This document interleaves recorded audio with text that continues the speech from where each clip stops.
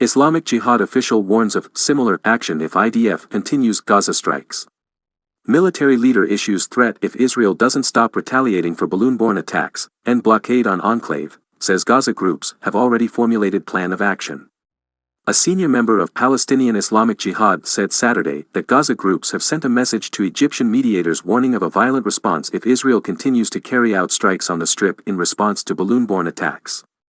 Kader Habib told the Al-Ayam newspaper that if the retaliatory strikes continue, as well as the blockade on the Strip that Israel says is necessary to prevent military groups from building up military capabilities, the organizations will respond in a similar fashion. We will not allow the Israeli government to impose its conditions on the resistance or isolate Gaza, Habib said, according to the Can public broadcaster, adding that the groups have already formulated a plan if Israel continues its actions. Habib additionally warned of potential fighting along the whole Gaza border, despite the calls for restraint by some within the enclave.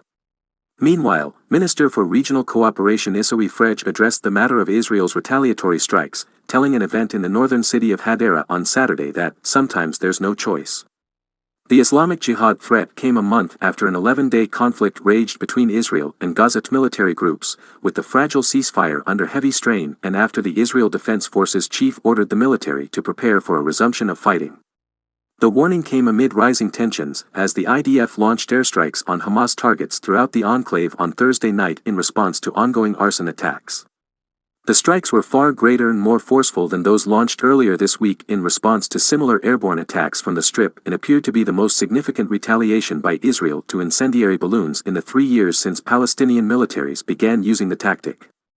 Militaries in the Strip restarted launching balloons carrying incendiary and explosive devices into southern Israel ahead of a contentious Jewish nationalist flag march in Jerusalem this week. The move was a violation of the fragile ceasefire agreement that began May 2.